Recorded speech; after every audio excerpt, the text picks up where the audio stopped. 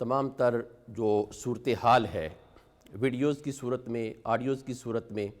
اور جو مکالمہ ہوا ہے مختلف اوقات کے اندر، وہ آپ کے سامنے رکھی گئی ہیں۔ پچھلے دنوں میں ہماری ایک میٹنگ ہوئی اور جہاں پہ شاہ صاحب کا تعلق خاص ہے وہاں پہ میٹنگ ہوئی، جس میں حضرت قبلہ مفتی محمد اسلم بندیالوی، علامہ شاہد علی اور حضرت علامہ مقصود قادری صاحب بھی تشریف فرما تھے۔ تو ہم نے یہی گزارش کی اہل اقتدار سے، ظاہر ہے کہ اقتدار چھوٹا ہو یا بڑا ہو، اقتدار ہی ہوتا ہے اور اقتدار کا ایک اپنا خمار ہوتا ہے اور ہونا چاہیے، یہ ایک فطری اور بشری تقاضا ہے۔ تو ہم نے یہی گزارش کی کہ ایک اس سے بڑی میٹنگ ہونے جا رہی ہے جامعہ اسلامیہ رضویہ کے علاوہ اس کے بعد،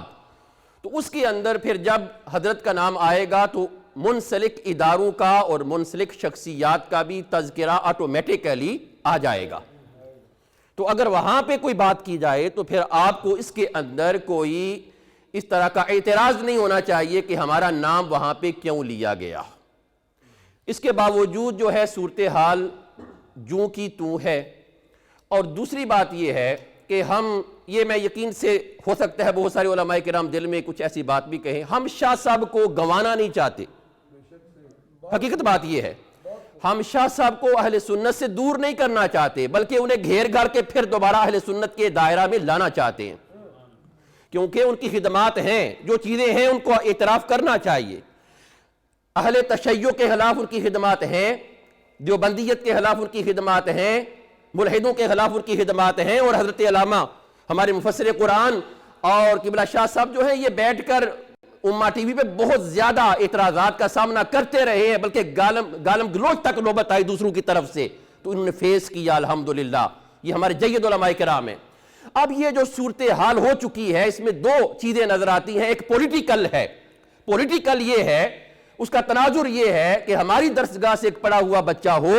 جس کو ہم نے کھانا کھلایا ہو، جس کو ہم نے پالا ہو، ہمارے باپ کا شاگرد ہو، اور وہ ہمارے سامنے آ کر ایک بلند مقام حاصل کر لے، اور اس کے سامنے ہم جلسہ کریں تو 4 آدمی بھی نہ ہوں، اور وہ کانفرنس کرے تو مینار پاکستان بھر جائے، تو یہ ہمیں گوارا نہیں ہے۔ آپ تناظر سمجھ رہے ہیں یہ؟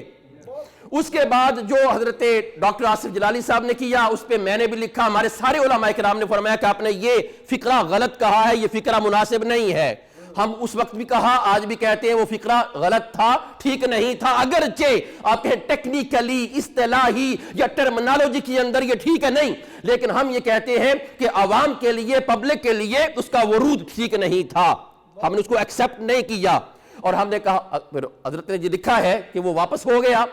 اب صورتحال یہ ہے کہ اس کے اندر پولیٹیکل سچویشن بھی داخل ہے۔ اب سارا تناظر آپ دیکھیں گے تو عرفان شاہ صاحب کی ساری تقاریر، بے شک وہ مزاح کے انداز میں ہوں یا وہ طنز کے انداز میں ہوں یا کسی بھی انداز میں، وہ ایک شخصیت کی مخالفت کے اندر بظاہر وارد ہو رہی ہیں۔